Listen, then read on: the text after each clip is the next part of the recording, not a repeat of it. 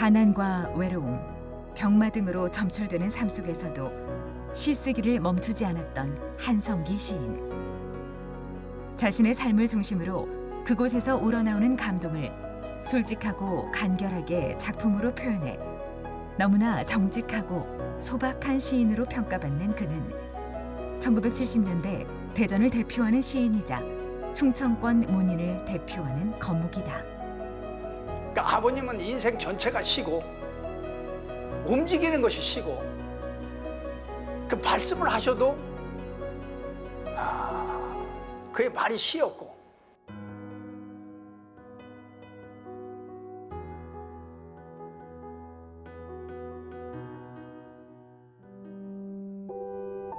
(1923년) 함경남도 정평에서 태어난 한성기 시인은 1942년 함흥사범학교를 졸업하고 그해 4월 충남 당진군 합덕면 신촌초등학교로 첫 교사 발령을 받은 후 곧 중등학교 교원 자격시험에 합격해 대전사범학교로 부임하면서 대전과 인연을 맺게 된다. 이후 한국전쟁이 발발하고 38선이 그어지면서 자연히 고향을 찾을 수 없게 되고 평생 그를 따라다닌 유랑의 삶은 어쩌면 이때부터 시작됐는지도 모른다. 저한테는 굉장히 엄격한 분이셨죠. 또 이북이 고향이기 때문에 명절만 되면은 집안은 뭐 초상 분위기였습니다. 혼자 월남을 하셨기 때문에. 대전 사범학교에서 서예와 문학 등을 가르치며 정착된 삶을 살던 그가 붓을 놓고 펜을 잡게 된 것은 결혼 3년 만에 세상을 뜬 아내의 죽음이 컸다. 아내의 죽음은 이후 한성기의 시적 모티브이자 끝나지 않는 아픔이 된다. 한성기 시인은 죽은 아내의 빈자리에서 오는 고독과 허무, 그리고 민족 분단에서 파생된 시량의 그리움을 달래기 위해 술에 의존하게 되고 신병인 신경쇠약이 심해져 그는 학교를 그만두고 추풍령 용문산 기도원으로 들어가게 된다. 사실은 이제 아버님 말씀 들어보면 죽으러 가셨다고 얘기하십니다. 그 왜 거기까지 갔느냐? 친구들한테 보이기 싫다고, 죽는 모습을 보이기 싫다고. 자존심이 뭐 대단히 강한 분이셨죠. 아마 그때 추풍령으로 이사를 왔을 때 추풍역이 아주 작은 간이역이었거든요. 그것을 보고 역이라는 작품을 쓰신 것이 아닌가.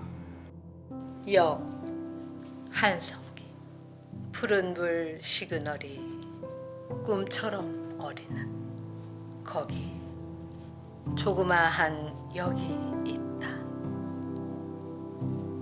빈 대합실에는 의지할 의자 하나 없고 이따금 급행열차가 어지럽게 경적을 울리며 지나간다. 눈이 오고 비가 오고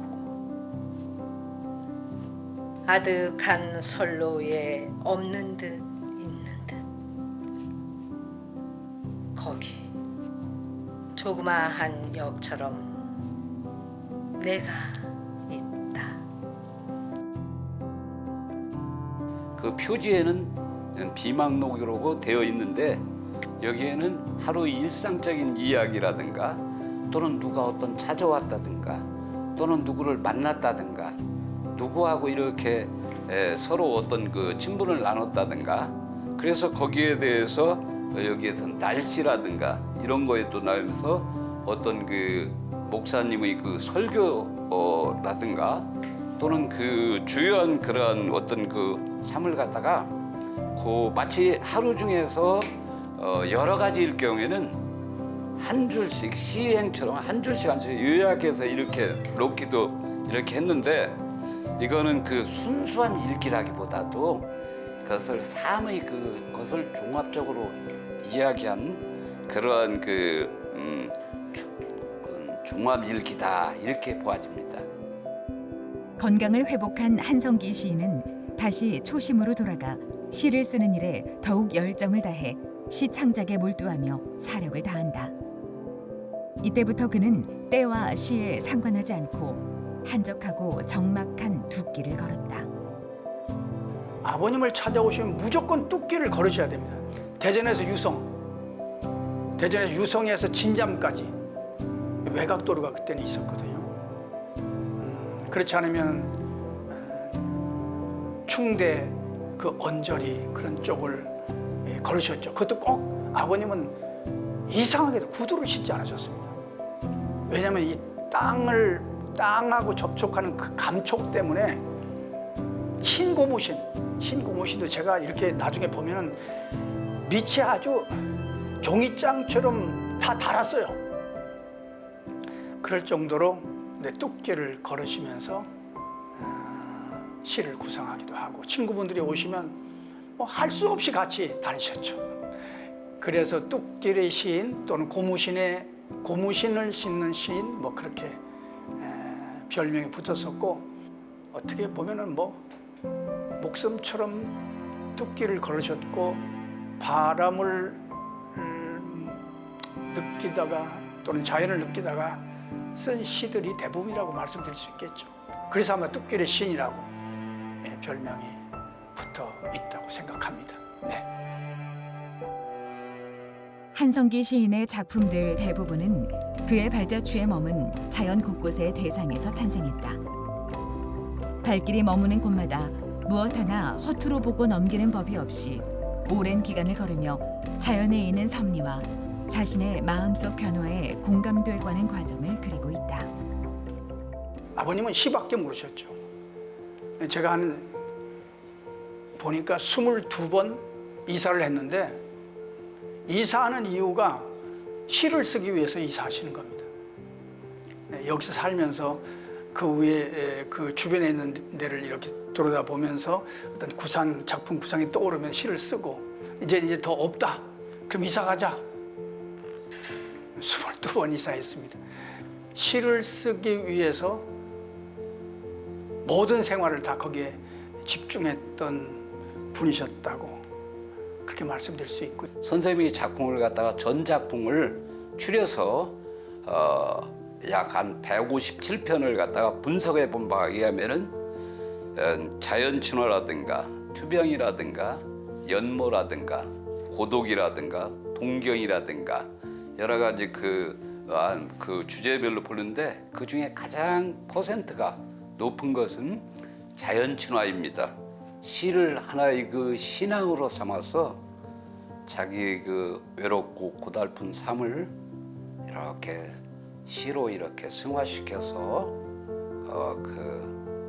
그야말로 전생애를 시에 몸을 바쳐가지고 살다 간 그야말로 시인다운 시인이다 이렇게 얘기할 수가 있겠습니다. 한성기 시인은 가난 속에서도 시쓰기와 후배 지도의 끈을 놓지 않았다. 현대문학 투천위원을 겸하면서 당시 대전문학을 지방문단이 아닌 전국적인 위상을 갖게 하는데 크게 공헌했다. 특히 호서문학을 결성해 적극 활동하며 배출해낸 문화생만도 40여 명이 넘는다. 이분은 문단의 선배라고 할 수 있는 그러한 어른들을 섬기고 문으로서의 그 정을 이렇게 다지면서 후학들에 대해서는 아주 인간적으로 제자라든가 후학들에 대해서 인간적으로 무척 챙겨주시고 끌어주신 그런 분입니다. 한성기 선생님은 대전 충남 문단의 그 전통 서정시를 구축하는데 기수 역할을 하신 그런 분이라는 점에서 평가가 될 수가 있고 또한 직접 선생님께서 시문학, 현대시학, 현대문학을 통해서 문단에 한 40여 분 정도를 문단에 이렇게 소개함으로써 대전 충남 문단에 더 나아가서는 한국 문학의 중흥에 기여한 바가 크시다 이렇게 보아집니다. 제가 아들로서 정말 감사한 생각을 갖고 있죠. 그 아버님을 좋아하시는 제자분들, 후학도들이 모여서 아버님의 이름으로 문학상을 제정하고 29회까지 이어져 온다는 것은 사실은 쉽지 않은 문제죠. 근데 꾸준하게 추모하고 기억하고 계신 분들이 계셔서 저는 참 오늘도 오면서 그런 생각했습니다. 야, 참 감사하다. 한성기 시인은 가난과 외로움의 극지에서 병마와 싸우는 자신을 껴안고 이곳저곳을 유랑하며 바람이 알려주는 대로 정처 없이 떠들면서 글쓰기에 사력을 다했다.